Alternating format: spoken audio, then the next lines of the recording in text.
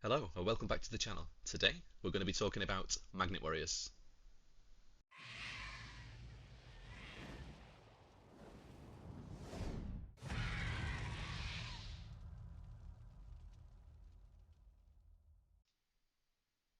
A quick note before we get started.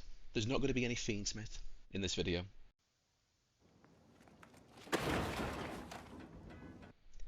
Now it's not that I don't like fiendsmith, it's just been done, right? It's no secret at this point that you can get two level 4 monsters, turn them into an Exciton into Requiem, yada yada. You've seen it all before. What's interesting though is why so many Magnet Warrior decks do include fiendsmith. And the reason is that if you look at the extra deck, we only actually have two archetypal extra deck monsters, one of which is a 2-of, right? But they're not really boss monsters as such. Conduction Warrior Plasma Magnum does have a floodgate effect, which in certain matchups can actually be pretty devastating, right? But all things considered, he's an extender rather than a boss monster. Delusion the Magna Warrior, often a piece of the end board. He could be a quick effect pop, or if this guy's also on the field, a quick effect snatch steal. But again, that's not really in isolation a threatening piece of the end board, right? So what the Magnet Warrior deck does is, without using its normal summon, it spams bodies onto the field. And then those bodies can be turned into, honestly, pretty much anything in the game. So the reason you saw so much Fiendsmith is because the Magnet Warrior engine spams bodies, and then it's up to you to understand what can we turn those bodies into. How do we turn this field full of not particularly threatening cards into threatening boss monsters? So the aim of this video today is not to show you specific combo lines that you need to go and copy. I will be giving you example combos to get you started, but it's to explain on a fundamental level how the deck actually works, why the cards that are in the deck are in the deck, what is it they help to facilitate, how is it that you use these cards to enact the deck's game plan of spamming bodies onto the field, and then once we've done that, how can we turn those bodies into an end board? So we'll start by going card by card, just quickly explaining the main components of the deck, basically. And the reason this chap's up here on its own, and these are all down here, is because this is by far the star of the show. Conduction Warrior Linear Magnum Plus Minus, and I'm laughing because that is just a stupidly long name, but the fact remains, this came out in Burst Protocol and is by far the single solitary reason, in my view, why Magnet Warriors went from being not a thing to becoming a thing, basically. And I don't think we're even close to solving this deck. The deck is already top in regionals, and I think over time, once the deck becomes more and more, solved, quote unquote, but not only that, people start to experiment with pushing the ceiling of the deck even higher, I think we're going to start seeing a lot more Magnet Warriors. I genuinely think we're only just getting started. So we'll talk about this card, and then we'll talk about how the other cards help to facilitate getting this card onto the field. Because what's important to understand about this deck is that while this particular card is utterly broken, we'll get to that in a second, I don't want you thinking that this is a high roll kind of deck. Think of Melodious. In Melodious, if you open the Ostinato, then the deck is absolutely cracked. If you don't open the Ostinato, it can still be a good deck, don't get me wrong, but there is a massive difference in power level of the deck depending on which card you've opened or didn't open. In this deck, it's borderline impossible to stop you getting to this card, and once you've got to this card, you get to commit war crimes. So let's go through it card by card to just help you understand that even though this one particular card is by far and away the best, the whole entire deck's game plan gets you to this particular card anyway, right? So this is a card that can't be normal summoned or set, must first be special summoned from your hand by sending two Magnet Warrior monsters with an original level of 4 or lower from your hand, deck, and or face up field to the graveyard. Did you notice what's missing? There's no colon, there's no semicolon, this isn't an activated effect.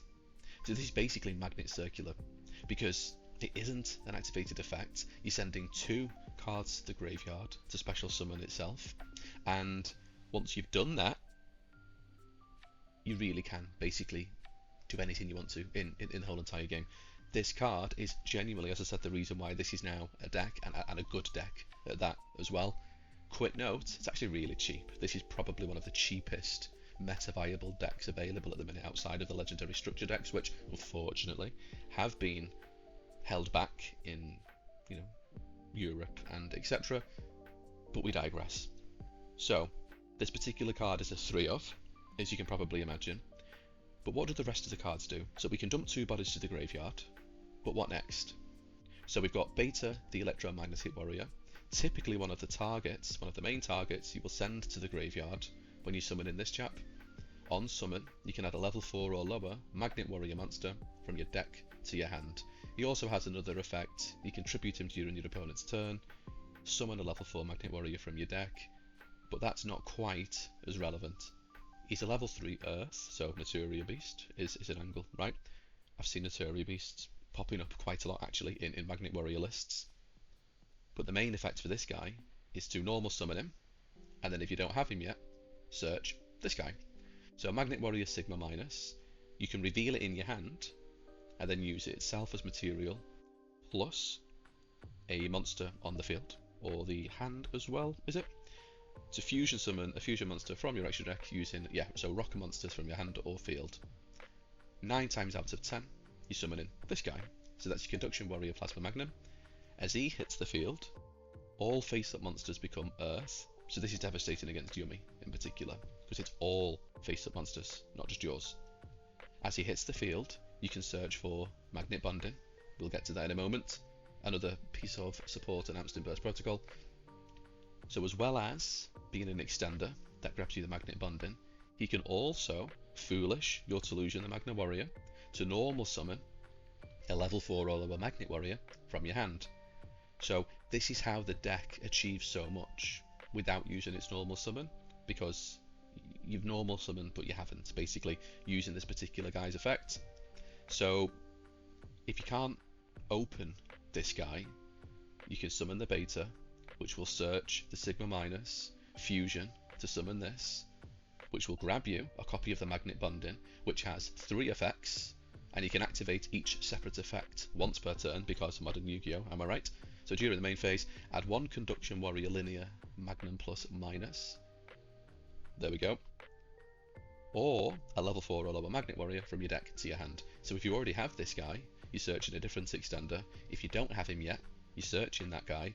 You can also add a level 8 Magna Warrior, which would be Delusion, but honestly, not really something you're doing, to be honest. You don't want Delusion in your hand 99% of the time, because you want to dump him to the graveyard specifically with your Conduction Warrior, because that way you're getting the additional normal summon. Also, you can fusion summon a rock monster from your extra deck by shuffling rock monsters into your hand, from your hand, field, graveyard, and or banishment into the deck, which is actually kind of crazy, to be honest, because what you're doing with this a lot of the time is activating it during their turn, if you have an additional copy, to summon the Flux Ockensfeld.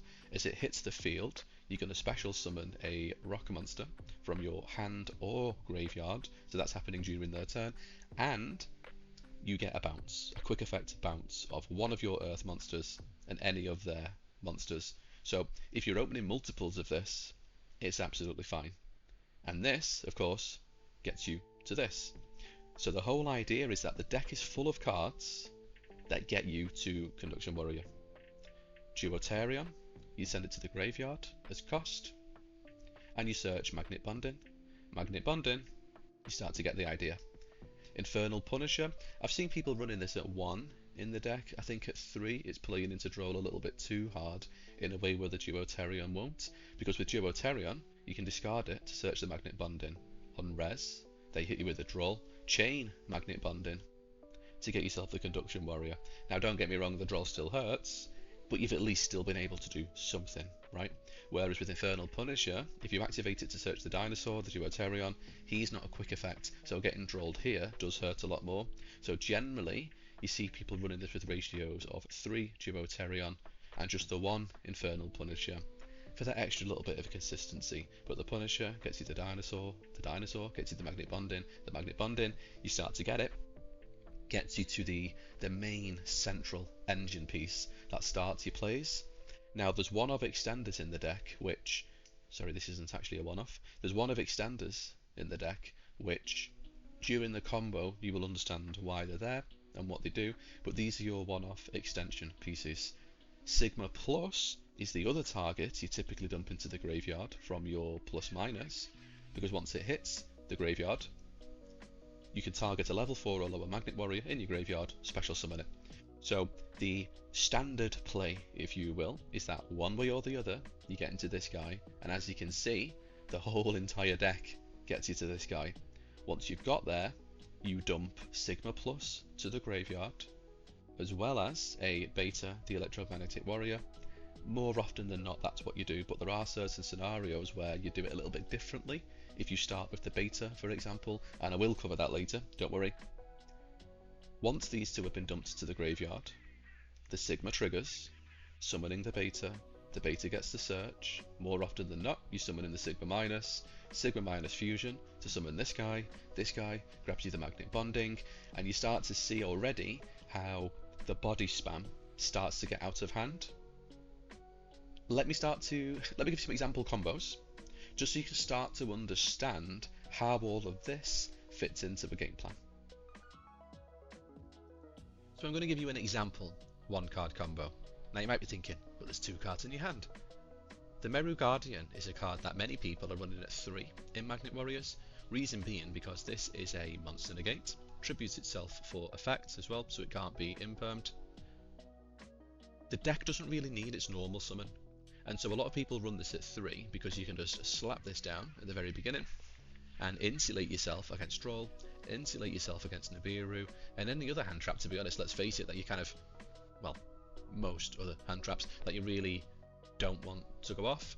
So that's why this is here. I'm going to put it down at the end of the combo though, just because I don't want the prompt going off constantly asking me if I want to negate my own monster effects. So we've got Magnet Circular in hand. Now remember, this isn't me cheating by starting with the best card in the deck, because everything gets you here anyway. I will show you a different route in another combo, just to show you how easy it is to get to the same point, basically.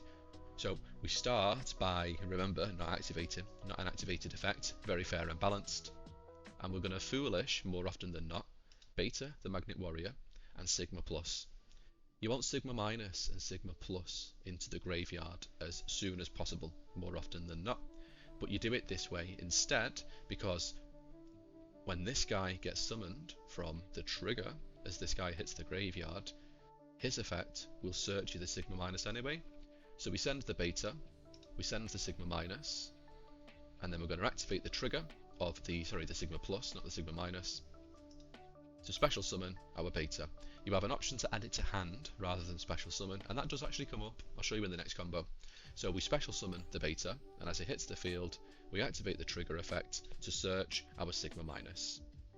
We're going to activate Sigma Minus to make a Conduction Warrior Plasma Magnum, using itself and using the Beta. If you wanted to make a Naturia Beast, you might want to leave this on field, but we're going to summon our Plasma Magnum. Now pay attention to the zones, because you want it here, the middle zone, or the far left, because we are doing cross-sheep shenanigans, right? So keep that in mind, the zone placement does matter. As it hits the field, we're going to search for Magnet Bonding. Now I want to show you quickly Magnet Induction. This is a one-off in the deck, but it's an extension piece that also helps us to beat Lunalight. So it has an effect. You can special summon a level 4 or lower Magnet Warrior from your deck. You have to control a Magnet Warrior already, level 4 or lower. So special summon a Magnet Warrior from your deck with a different name, and then the important bit, after this card resolves, Magnet Warrior and Magna Warrior monsters you control cannot be destroyed by battle or your opponent's card effects. So we're going to grab the Magnet Bonding, but then the reason that's so relevant is because there's another effect for the Magnet Circular, because why not? Target an Earth monster, and it gives itself half of that monster's attack. You'll notice we get to 3850, and Lycodancer only has 3800. So now, if we'd have gone the other route, our monsters are indestructible, and our Magnet Circular has got higher attack than Lycodancer, so that can come up pretty nifty. Anyway, we grabbed the magnet bonding, which we will activate. And we're going to add so we don't need to grab the magnet circular, we've already got one. Instead, we're going to grab another one-off extension piece, which is our Epsilon, the Magnet Warrior. Now, the secondary effect of our Conduction Warrior, obviously he's an extender, because he can search a magnet spell. He also makes all monsters on the field become Earth. That's all monsters, devastating into the Yummy matchup, of course. He has another effect, where you can Foolish a level 8 Magna Warrior to the graveyard, and then, mandatory effect, normal summon 1 level 4 or lower Magnet Warrior. So you can't Foolish this unless you have a target in hand to normal summon. So we send it to the graveyard, mandatory effect, normal summon, and I just want to pause here before we activate his trigger effect. This is why the deck doesn't need its normal summon. Obviously we've just normal summoned, but it's a special summon in all but name, isn't it? Let's face it. So as this hits the field, we activate its trigger effect, sending another one-off extension piece to the graveyard, and that's our Omega Plus. And now we get to special summon a Magnet Warrior from the graveyard with a name that's different to the one we've just sent. Omega Plus is a one-off though, so that's fine. We're going to special summon either the plus or the minus, doesn't matter which, but you do want to get it back into the graveyard as soon as possible. I'll show you why in a moment. So now we've got the Sigma Plus on the field, we've got the Epsilon on the field, we've got our Magnet Circular and our Plasma Magnum, and I just want to kind of pause here briefly before we continue. We've done all this without normal summoning. Obviously we've got the Guardian, and we're going to do this, just imagine I'd normal summoned it, basically, but in a different version of this hand, you didn't open this guy, and you've got all of this so far without normal summoning, and then it becomes, well, what can we turn all these bodies into? In the graveyard, we've got Tolution, who can special summon himself by banishing Sigma Plus and Sigma Minus from the graveyard, which is why you want those two in your graveyard. Magnet Warrior Omega Plus can pop an Earth to special summon himself back to the field, so that's another level 4 body you can start doing things with. And so basically, what happens next is, it all really depends on how creative you want to get and how many garnets you're willing to run in your deck, basically. So let me show you one potential route. We've got 2 level 4s. We're going to turn those into a Banshee. And as we detach, we will specifically detach the Sigma Plus. Very important. We're going to grab the Nemesis flag, add it to hand, and now we will special summon Tolution, banishing the plus and the minus from the graveyard. Now, he can be a piece of your end board if you want to, because when a card or effect is activated, you can target one monster your opponent controls and destroy it. So almost like a little mini detonator. Or if you targeted an Earth monster, take control of it instead. He makes everything Earth, so if these two are on the field at the same time, it becomes a quick effect Snatch Steal, which, you know, it's not bad. He can also tribute himself during your opponent's turn to special summon 2 of your banished Magnet Warrior Sigma monsters. So that would be these 2. So when this guy's normal or special summoned, you can send a level 8 Magnet Warrior from your deck to the graveyard. I mean, that's not really doing too much for you during their turn, let's face it, it's not great. And then the other card we've got here, we've got our Sigma Plus. Obviously when this is sent to the graveyard, you get to special summon a Magnet Warrior, of course. So once it's special summoned though, it's not doing too much for you. When you control an Earth monster, your opponents must attack Earth monsters. And also, while they control an Earth monster, so if this guy's on the field, you get to choose which monsters they attack. So if you've got this guy on the field, for example, they don't really get to attack over anything else. So, like, it's okay. But generally speaking, in my combo testing anyway, I've just been using this guy as a body more than anything else, because what's much more threatening than this guy as an end board piece is of course a Thunder Dragon Colossus, right? So we're going to turn these 2 bodies into a Crash Sheep, and now we're going to activate the effect of Nemesis Flag, shuffling one of our banished bodies back into the deck, which will trigger our Cross Sheep. Now you're going to get Epsilon specifically at this point. If you wanted to go for a Naturia Beast later down the line, you would get Beta instead, but let's go for the Epsilon. And now we're going to activate the effect of Nemesis Flag, because we want our Nemesis Corridor. And now what we can do is we use our Omega, who can pop an Earth to special summon himself. We'll pop our Magnet Circular, because as that gets destroyed, trigger effect to add it back to the hand, because don't worry, it's got another effect. So technically this was a 0 card combo, right? Now we've got 2 level 4 bodies on the field again. So another example of what you can do with them: Exiton to threaten a board wipe later into the combo, Exiton to go into, you know, fiendsmith if you wanted to, right? But we're not doing that. Another option is 2 level 4s to make a Spring and Merrymaker. You could also here, and this is a card I've actually been loving recently because of my time playing Ryziel, a Traptrix Rafflesia, who can send Gravedigger's Traphold to the graveyard during their turn as a disruption. But we can make a Spring and Merrymaker, overlay again for gigantic champion Sargus, use his effect to get a Therion King Regulus, and now we can use these 2 bodies, the Flag and the Sargus, because we want the Sargus in grave, to make an IP Masquerena. Activate our Therion King Regulus, attaching a machine from your graveyard, doesn't really matter which, so there's an Omni-Negate on field. Let's pretend our Guardian had just been here the whole time, right? Special summon our Corridor by recycling the other banished card, and now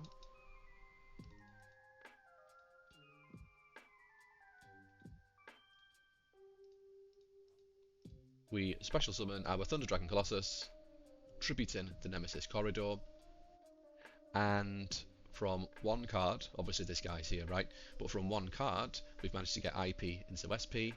We have a Floodgate effect, making everything into an Earth. Let's imagine we're against Yummy, right? That's absolutely devastating. We've still got the Cross Sheep on field, which can come up, because there are versions of this combo where after you've cleared up a bit of room, basically, you've already used your Guardian. If you special summon to a Cross Sheep zone, the Guardian gets to come back, and the Guardian is actually a soft once per turn. We've got a Thunder Dragon Colossus, we've got an Omni-Negate that sends itself to the graveyard as cost as well, by the way, which I think has its advantages, to be honest, because you can't respond with a droplet, obviously, if you try to negate the initial card. And so this is just an example, right? I'm not telling you this is the combo, but I just wanted to show you how with one single card we can make, honestly, you can make whatever you want to. That's the beauty of this deck. The deck lacks boss monsters of its own, so it's down to your own imagination, your own creativity, and ultimately how many garnets you want to run in the deck is the only real limitation of this deck's ability to combo and create scary endboards. Let me show you a different example of the combo where we don't open with Magnet Circular. Spoiler alert, or disclaimer, call it both. What I'm about to show you next is by no means optimal, and I'm not recommending you do this. I want to show you it though as an example again of how this deck is limited only by the creativity of the person using the deck and how they built it, and how many garnets they're willing to include in the deck. Now let's take a little bit of a look at what happens when we don't open Magnet Circular, and also, spoiler alert, what happens when we want to get a little bit silly, basically, and a little bit more creative. I'm not suggesting by any means this is the combo you should be doing, right? I just want to get that out there. But I just want to show you that how, if we're willing to include a garnet or two, willing to get a little bit more creative, I think the ceiling for this deck, the true ceiling for this deck, is far from solved. And I think over time, what's going to happen is we're going to see more and more people committing to absolutely breaking this deck, basically. So we're going to normal summon the beta. We're going to chain link 2, we'll activate the magnet bonding to search for the Magnet Circular. Good habit to get into in these scenarios, by the way, because this is a quick play, you're getting both searches off, just in case they do have draw. So chaining 1 resolves, we search the Sigma minus. Now, we'll activate the Sigma minus to make the Plasma Warrior, sending beta to the graveyard. As it hits the field, we'll activate the trigger effect, and we're going to get a copy of Magnet Induction instead. Now we're going to set Magnet Induction. That's a very important part of the combo, and I'm laughing because I know what's next, and maybe some people have already worked out why we're specifically setting this. Anyway, we go into special summon our circular, but this time we're going to send the plus, and we're going to send the epsilon specifically because we've already used the beta. Sigma hits the graveyard, we target the epsilon, but we're going to add it to hand specifically rather than special summon it. If you already had another legal level 4 normal summonable target in hand, you wouldn't need to add this to hand, but let's pretend we needed this, because now we can Foolish Delusion, mandatory effect, to normal summon. As it hits the field, we activate the trigger effect, dumping the Omega, and then special summoning a level 4 body. So this probably looks very familiar, actually, very similar to the last combo I showed you. And this little loop here, where you've either started with the circular, or got to the circular, then done this. If you take away nothing else from this video, I want you to take away that, because once you get here, the world's your oyster, basically, and you can start doing almost anything you want to in the game. So I'm going to give you an example of what that might look like. Again, you know, it's a bit of a silly example, right? So we can turn 2 level 4 bodies into a Gallant Granite, which is pretty much a Magnet Warrior card at this point, an honorary member of the Magnet Warrior archetype. And we're going to detach the Sigma Plus specifically, and we're going to search for Lord of the Heavenly Prison. So if anybody didn't suspect shenanigans were afoot, they definitely do now, like this wasn't already enough of a sign. So Gallant Granite, we don't need it anymore, so we're going to link off the Plasma Magnum and the Gallant Granite specifically for a Reprodicus. We will activate the Omega Plus Engrave, popping the circular, special summon itself back to the field, trigger effect to back to hand. Now what we can do is activate Magnet Induction to get an additional level 4 body, which triggers Lord of the Heavenly Prison. We'll put him underneath the Reprodicus specifically, activate Reprodicus to change its type, and we're going to make it a spellcaster. So now we can summon Dark Magician of Destruction, which means post Overframe. Technically now, right, Magnet Warrior and Dark Magician could be a thing if you really wanted it to, but here you could search Pharaoh's Servants once the Overframes come out and just start getting full Dark Magician combo from here. You wouldn't, right? Let's face it. But the point I'm trying to make is that the possibility for what you can do with all these bodies, because there's no locks or restrictions, you can pretty much do anything if you're willing to include a Garnet or two in your deck. So we're going to activate Demod, which gets us the Gaze. Demod in the graveyard ideally, so we can make use of the body. So let's go into a Cross Sheep. Now we activate Gaze of Timaeus, bringing out the Dragoon in the Cross Sheep zone, which triggers the Cross Sheep, and now we get an additional level 4 onto the field. So we're going to go for the Epsilon, because we don't want the plus-minus taken out of the graveyard, right? Very important. We can special summon the Delusion. Make sure you don't banish the minus that's on the field, so banish your plus, banish your minus, special summon a Delusion. And as you can see now, even though we've took a slightly different route, we've wasted quote-unquote bodies to make the Reprodicus, to get the Dragoon on field, but we still have so many bodies on field, we can't even fit anymore. And this is the whole key gimmick of the deck, basically. The engine lacks boss monsters of its own, so really it's all about how do we turn all of these bodies into an end board using extra deck monsters, basically generic extra deck monsters, and you really are limited only by your own creativity at this point. Now we'll go for a more standard line from this point, right? So I think Thunder Dragon Colossus is, let's face it, too good of a card to not be making if we can. So we detach the Sigma Minus, even though we already used the Sigma Minus.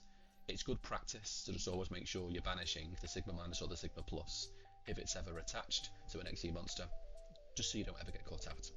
So that gets us a Nemesis flag, which we're going to add to hand. Special summon the flag, returning a banished monster, doesn't really matter which. As it hits the field, search for a Nemesis Corridor, and then from this point, you can kind of do whatever you want, really. Let's have a look, right? So we might just go, why not? Make an IP, special summon to return another banished card, doesn't really matter which. We're going to special summon Thunder Dragon Colossus, and now what we've got is the spare body for the IP into SP. We've still got the Cross Sheep on field, which can actually come up if you've got a Guardian on the board. Recycle the Guardian, soft once per turn, We've got fodder in hand for the Dragoon, and by no means is this an optimal Magnet Warriors end board. Again, I just wanted to show you that if you're willing to get a little bit creative, you can just start doing absolutely silly stuff with the deck basically. I'm going to give you one more example, and then we'll move on to an example deck list. And then finally, I'll give you one more example of something you absolutely shouldn't be doing, but just to highlight how, again, the deck's ceiling is only really limited by people's creativity at this point. I think the deck is far from solved. I think Fiendsmith represents a flaw, right? It was just an easy kind of low-hanging fruit thing to smash into the deck, when in reality you can achieve so much more. So again, another silly example, just to highlight what's possible. And I do actually look forward, for what it's worth, to seeing how this deck develops in the coming months, once people start to try things other than Fiendsmith, basically. So we start by dumping Beta, dumping Sigma, all fairly standard for now, right? So that triggers the Sigma, which special summons the Beta. Beta hits the field, and that's going to add our Sigma minus. This just represents a blank level 4, by the way. So we're going to activate to use itself and the Beta to make the Plasma. We're going to trigger the Plasma to grab a copy of Magnet Bonding, which we will activate to grab a copy of the Epsilon. Foolish the Solution to special summon the Epsilon, use its trigger effect to dump the Omega, and special summon a level 4. So this loop here again is the most important aspect of Magnet Warriors, in my opinion. Once you understand this, and you understand how to get all the bodies onto the board, you can really start to cook from there. So let's say, for example, we wanted to get super silly, right? We can use the Omega to pop the Conduction, use its trigger effect to add it back to hand, why not? Our blank level 4 that we've been holding in hand, we XC summon Primathmech Alembertian, 1, 2, 3, 4, to bring out the Alembertian. Activate its trigger effect to add 1 spell or trap from your deck to your hand, detaching 4 level 4 monsters. Search for pre-preparation of rites, which we're going to activate to get Mitsurugi Mirror and Habakiri, because why not? Turn these 2 bodies into an IP Masquerena. We still haven't special summoned Solution at this point, by the way, which is a level 8 relevant, because now we can use these 2 to special summon the Solution, and we've got Mitsurugi in hand. And we've got no locks or restrictions on anything we do from this point forwards, So I'm not saying that you should be running, Mitsurugi magnets, Dark Magician, Magnet Warrior, but you can if you wanted to. And that's the key thing with this deck. Once people move away from just slapping Fiendsmith into it because it's easy, I think we've yet to see the true ceiling for this deck.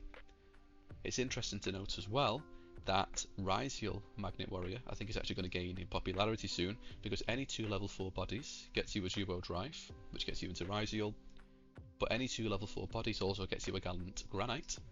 Gallant Granite searches a rock, and all the magnet monsters are rocks. So Ryziel gets you into Magnet Warrior gets you into Ryziel. Like I say, over time, I think we're going to start seeing some absolutely absurd end boards being created using the Magnet Warriors. Let me give you an example deck list anyway, not of the silly version, right, but just a basic template for a deck list that you can use to create your own version of the deck. So let's have a quick look at an example deck list. This right here is what you'd call the bones, right? The bare bones of the deck that you need to facilitate the basic game plan. Which garnets you include, which kind of additional packages you include, entirely up to you, to be honest. What I want to help you understand here is what is the basic skeleton of this deck that you can then take and adapt to suit your own playstyle. We've got 3 copies of the Magnet Circular, of course. We've got 3 copies of the Sigma Minus, 3 copies of the Beta. Now there's only 1 Solution.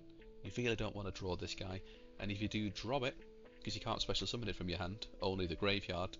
You want to get it into your graveyard as soon as you can by special summoning the Sigma Minus. I don't know if this is getting picked up on the mic or not, but my cat's snoring quite loudly in the background. I don't have the heart to wake her up though, what can I tell you? So, one copy of the Delusion. We only really see 2 Sigma Pluses in the list, because if you normal summon it, nothing really happens. Obviously it's got that whole, you get to pick the opponent's attacks, but it's not really an extension unless it's getting sent to the graveyard, so just the 2 of the Sigma Plus.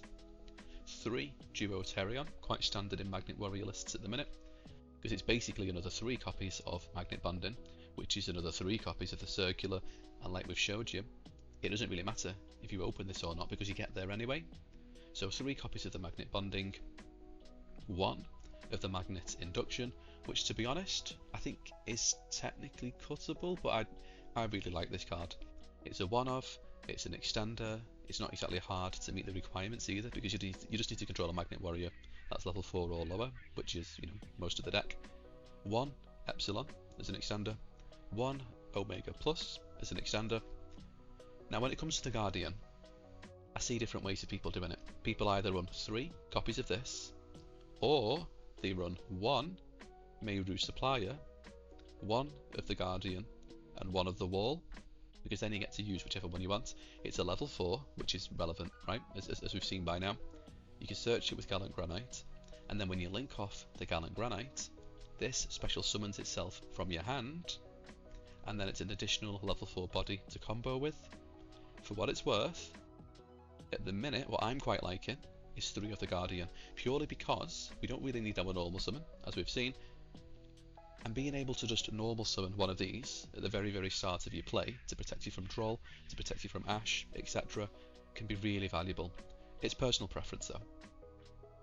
So as you can see, the engine itself takes us to a pretty healthy number, because even if we start adding in a couple of garnets, because we want to play the Colossus package for argument's sake, we've still got lots of room for non-engine. Non-engine wise, I think the Charmies are very important. 1, because, let's face it, they pretty much decide the entire meta at this point, but not only that, they're level 4. And obviously any level 4 bodies, any 2 level 4 bodies rather, gets you to Gallant Granite, which gets you to Circular if you don't yet have it. So I think the Charmies are just, you know, broken in their own right in any deck, let's face it. I think in this deck in particular, there's the argument to be running 3 Perilia and 3 Fubalos. Other than that, all down to personal preference, to be honest. Do you like board breakers? Do you like hand traps? But you've got plenty of room for either, to be honest, let's face it. Let's say your list looks a bit like this. 17 non-engine, right? 6 of those are level 4s, so that's combo bait. And then you've got a pretty healthy amount of non-engine in your deck, to be honest. Moving on to the extra deck, most lists that you'll see have 2 Plasma Magnums, 1 Flux Oxenfeld, and then everything else is more down to personal preference, to be honest. Notoria Beast as a, you know, boss monster, because the Adamancipator Researcher plus the Beta, there's your Notoria Beast, nice and easy. Exiton, here to threaten a board wipe, or to be a going second tool, rather than being a fiendsmith link, but if you really want to, you can. Gallant Granite searches pretty much any card in the deck that you might ever need, as well as enabling D-mod shenanigans if you're that way inclined. Cross Shape, special summons level 4s or lower, back from the graveyard, so yep, quite self-explanatory. IP, SP, obviously these are quite standard endboard pieces for a lot of decks that have bodies to turn into generic link monsters. And then down here in the side, just a little bit of a nod here to the Thunder Dragon Colossus package, which I do quite like, to be honest. This card is really toxic, really unfair, and if you can make it go in first, you probably should. Adamancipated Researcher, as we said, gets us to the Notoria Beast. Again, really toxic. You can make Thunder Dragon Colossus and Notoria Beast, by the way. I think now that you understand how the deck works, and hopefully by this point you understand how the deck works, you'll be able to figure out for yourself how easy this is. No searching, no spells, have fun. Infernal Punisher, I see this at 1 sometimes in the deck. I don't really see people running 3 copies of this because it searches the Dinosaur, which searches the Magnet Bonding, and a lot of the lists I see 1 Infernal Punisher, just for that extra little bit of consistency. But I don't really see people running this at 3. It plays into Droll a lot worse, because I think I mentioned earlier, if you discard the dinosaur to summon the magnet bond in, if they activate Droll on res, you can chain the bond in to get you to the circular. The Droll will still hurt, but you at least have plays available. You can at least do something. Whereas if you go Infernal Punisher, search the dinosaur and get Drolled there, that's a lot worse. So this is, yeah, this one's optional. It's at your own discretion, to be honest. But hopefully this, as a rough template, gives you a good idea as to how you can structure Magnet Warriors, fill the extra deck full of toolbox monsters, which are honestly down to personal taste. I want to give an honourable mention to Lava Golem as a sideboard card, because you don't really need to normal summon in this deck. So I think 3 Lava Golem in the side is a worthy consideration, let's face it, because you can Lava Golem the Liger Dancer, the Dragoon, whatever else it is, and go full combo without your normal summon, because of course this chat gets you a normal summon anyway. I think that's enough for now anyway. I think that's the end of the video right there. So to wrap things up, this right here is your basic skeleton. This is the best card in the deck, and one way or another, it's very, very difficult to stop you from getting to this card, because everything gets you here, basically. And then once you've got here, what happens next is just down to how creative you want to be, how many garnets you're willing to run in your deck, and if you do come up with something particularly spicy, something particularly competitive, or even just something interesting and a bit fun, do let me know in the comments. I'd love to hear. I would also love to hear from you how you feel about this particular format of video. So using a simulator rather than recording myself with the physical cards. Do you prefer it? Do you not care? Do you prefer the physical cards? Do let me know in the comments, because I would love to know. Please consider subscribing if you haven't already, and I hope to see you in the next one.